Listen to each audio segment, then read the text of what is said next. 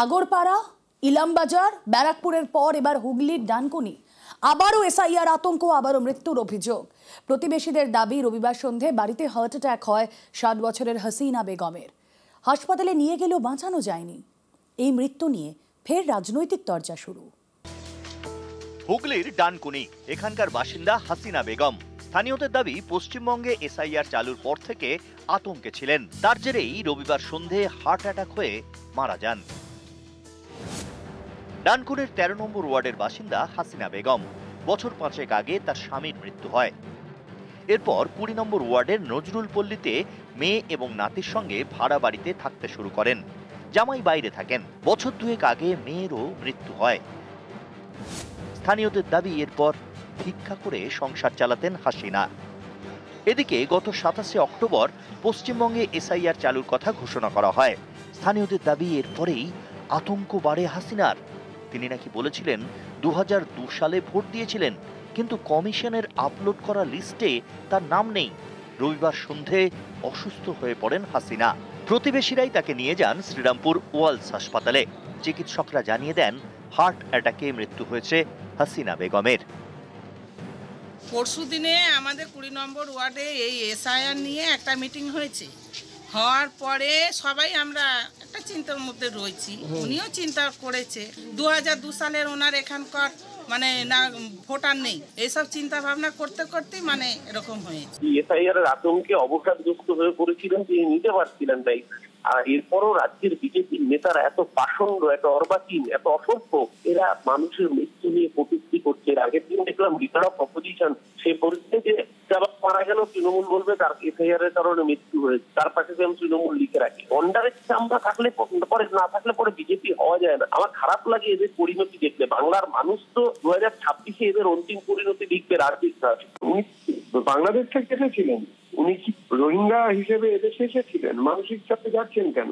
হঠাৎ সাধারণ মানুষের মানচাপ বাড়বে কেন? একমাত্র বাংলাদেশি মুসলমান অনুপ্রবেশকারী আর রোহিঙ্গা মুসলমান অনুপ্রবেশকারী ছাড়া ভারতীয় হিন্দু মুসলমান নির্বিশেষে সমস্ত নাগরিক ধর্মীয় নিপীড়নের কারণে উদ্বাস্ত হিন্দুরা, এরা ছাড়া কারুর তো এদেশের নাগরিকত্ব পাওয়ার কথা নয়, গোটা লিস্টে থাকার কথা নয়। কেউ যদি বাংলাদেশি অনুপ্রবেশকারী মুসলমান না হন কিংবা রোহিঙ্গা মুসলমান না হন, তাতে তার কি অসুবিধা হচ্ছে? এই এসআইআর যে প্যানিক বিজেপি তৈরি করেছে, অর্থাৎ ধরে বার করে দেবো, নাম কেটে দেবো, বাংলাদেশে পাঠিয়ে দেবো, এই চাপটা সাধারণ মানুষ আতঙ্কিত হয়ে যাচ্ছেন। এই যে বিপজ্জনক দিকে আমজনতাকে ঠেলে দিয়েছে ভারতীয় জনতা পার্টি এবং তাদের দ্বারা প্রভাবিত জাতীয় নির্বাচন কমিশন, আমরা এই প্রক্রিয়া, এই আতঙ্ক সৃষ্টির, এই উদ্দেশ্য প্রণোদিত রাজনৈতিক চক্রান্তের তীব্র নিন্দা এবং বিরোধিতা করছি। যদি বাংলাদেশের হন তাহলে মানসিক কষ্ট থাকবেন, অত্যন্ত স্বাভাবিক। ভারতীয় হলে কোনো মানসিক কষ্টের ব্যাপার নেই।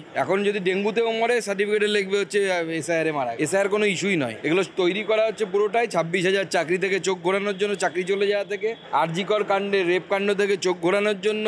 বিপুল পরিমাণ দুর্নীতি তৃণমূল কংগ্রেসের প্রত্যেকটা নেতা নেত্রী, তার থেকে চোখ ঘোরানোর জন্য। আর এই অপদার্থতা ঢাকার জন্য এখন এসআর, অমুকার তমুকার, সিএ, এনআরসি, অনেক কিছু হবে ভুলিয়ে দেওয়ার জন্য।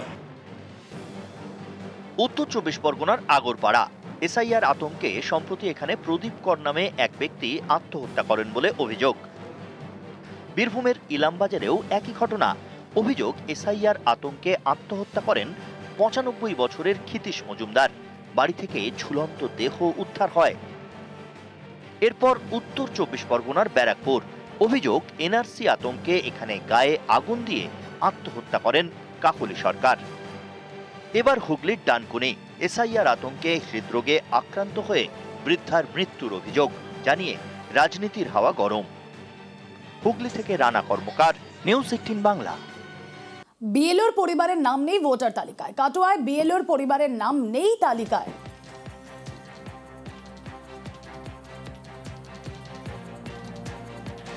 আমি 22 নম্বর পার্টের 1000 সীতাকুমারী এফপি স্কুলে নিয়োগ হয়েছি। যখন চেকিং করছি তখন দেখছি আমার নিজেরই মা বাবার নাম নেই, কিন্তু ওনারা 1995 সালেও ভোট দিয়েছেন। আমি তখন খুব ছোট, আমাকে নিয়েও ভোট দিতে গিয়েছে ওনারা। 2002 সালের ম্যাপিং করতে গিয়ে দেখছি ওই লিস্টে ওনাদের নাম নেই। তখন তো আমার বয়সই হয়নি, তা আমার ভোটার হওয়ার কথাও নয়। যেটা ভালো হবে সেটা আমরা করবেন। 95-তে মানে ভোট দিয়েছে, তো তারপরে দেখছে খতিয়ে যে ওনাদের 2000 সালে মানে নাম নেই, তারপরে ওনারা আবার দেখছে যে নাম নেই, পরে আবার মানে পরে লিস্টগুলোতে নাম আছে ওনাদের। তো আগে ওনারা ভোট দিয়েছে, তারপরে যখন মানে 2000 সালে যখন মানে লিস্টে নামটা নেই, পরে তুলেছে আর কি। এটাই কমিশনের তালিকায় নাম নেই কাউন্সিলরের। কমিশনের আপলোড করা যে লিস্ট 2002-এর, তাতে নাম নেই বারুইপুরের তৃণমূল কাউন্সিলর তাপস ভদ্রের নাম নেই। বারুইপুরের 2 নম্বর ওয়ার্ডের কাউন্সিলর তাপস ভদ্র, 2 এবং 13 নম্বর ওয়ার্ডে 100 জনের নাম নেই বলে দাবি। 100 ভোটারের নাম নেই দাবি কাউন্সিলরের। নাম নেই, আমার আবার নাম নতুন করে সাধারণ মানুষের মতন আবার আমার নতুন করে নাম তুলতে হবে। যদি আমরা একটা জনপ্রতিনিধি হিসেবে আমাদের যদি নাম বাদ যায়, তাহলে সাধারণ মানুষের নাম ভোটার লিস্ট থেকে থাকবে কি করে, এটাই এখন চিন্তাধারা। একটা রাজনৈতিক চক্রান্ত। এই করেই কেন্দ্রীয় সরকার সাধারণ মানুষের যেমন নাম বাতিল করে ভোটার লিস্টে কারচুপি করার চেষ্টা করছে, জনপ্রতিনিধিদের ক্ষেত্রে সেই একই জিনিস হচ্ছে। বাংলাদেশের ভোটার কার্ডে শ্বশুরি বাবা, নাগরিকত্ব পেতে হিঙ্গলগঞ্জের মেয়েকে বিয়ে, তামিলনাড়ুতে আলাপ, তারপর বিয়ে। শ্বশুর শাশুড়িকে বাবা মা সাজিয়ে ভোটার কার্ড, 4 হাত এক হতেই নাম বদল বাংলাদেশির। কিভাবে পুরো ব্যাপারটা ছকা হয়েছিল জানবো, জিয়াউল আলম রয়েছেন সঙ্গে। জিয়াউল, দেখো, বাংলাদেশে নাম ছিল রশিদুল গাজী, হয়ে গেল ভারতে এসে আব্দুল গাজী, এবং শ্বশুর গফুর আলী গাজীকে তিনি বাবা সাজালেন, অর্থাৎ শ্বশুর শাশুড়িকে তিনি মা বাবা সাজালেন। অর্থাৎ বছর 10 আগে একেবারে সীমান্ত পেরিয়ে, অবৈধভাবে সীমান্ত পেরিয়ে তিনি সোজা একেবারে তামিলনাড়ু, সেখান থেকে অর্থাৎ এই গফুর আলীর মেয়ের সঙ্গে তার পরিচয় হয়, এবং সেখান থেকে বিয়ের প্রস্তাব সেখান থেকে চলে আসে এই হিঙ্গলগঞ্জ এলাকায়, এবং এখানে এসে বিয়ের প্রস্তাবের পর বিয়ে করা হয়। এবং তারপরেই এই বাবা মা, তো শ্বশুর শাশুড়িকে বাবা মা সাজিয়ে একেবারে ভোটার লিস্টে নাম, তারপরে একের পর এক ডকুমেন্ট তৈরি, এবং এখানেই বসবাস। এবং তিনি অকপটে স্বীকার করেছেন তিনি অবৈধভাবে তিনি এসছেন, এসে তামিলনাড়ুতে থেকেছেন, তারপর এখানে এসে বৈধ কাগজপত্র তৈরি করেছেন, এবং এই যে পুরো প্রক্রিয়াটা তৈরি হতে সাহায্য করেছে পঞ্চায়েত প্রধান, তিনি নাকি সাহায্য করেছে, তার দ্বারা এই সমস্ত ডকুমেন্টস তিনি তৈরি করেছেন। ফলে তিনি এখন ভারতীয় নাগরিক, ফলে সবটাই অবৈধভাবে তিনি এসে এখানে রয়েছেন এবং এই ডকুমেন্ট তৈরি করেছেন। কিন্তু জানি ইতিমধ্যে রাজনৈতিক চর্চাও শুরু হচ্ছে, তার কারণ একদিকে যিনি পঞ্চায়েত প্রধান ছিলেন তিনি তিনি বিধায়ক, তার দাবি যে তিনি কোনো সাহায্য করেনি, কিন্তু বামফ্রন্ট বলছেন যে সবটাই একেবারে এই পঞ্চায়েত প্রধানের কাজ।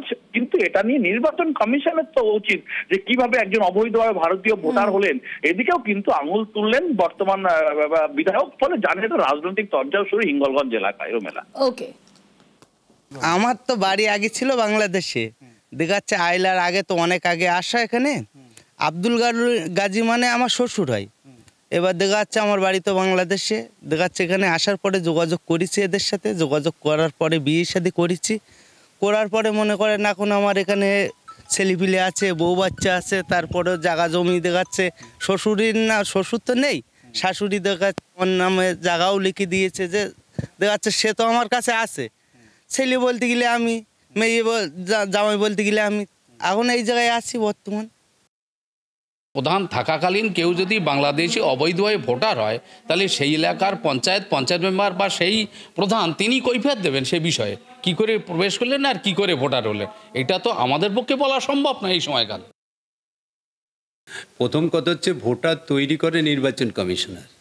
আমলে যে সিপিএমের আমল, তৃণমূলের আমলে বলে কথা নয়, আদতে ভোটারের কাজ হচ্ছে নির্বাচন কমিশনের দায়িত্ব। তারাই ভোটার তৈরি করে, আর যিনি ভোটার হন তার ডকুমেন্ট সাবমিট করতে হয়। এখানে প্রধানের বলেন, রাজনৈতিক লিডারদের বলেন, এমএলএদের বলেন, কোনো ভূমিকা নেই। সুতরাং নির্বাচন কমিশনের লোকদেরই দেখার দায়িত্ব কে বৈধ ভোটার, কে অবৈধভাবে ভোটার হচ্ছে। সেটা যদি কোনোভাবে কেউ অবৈধ হয়ে থাকে তাহলে সে কে যারা ছিল তাদের দায়। উধাও নাম ফিরল ভোটার তালিকায়। নিউজ 18 বাংলার খবরের পরই ফিরল 549 নাম।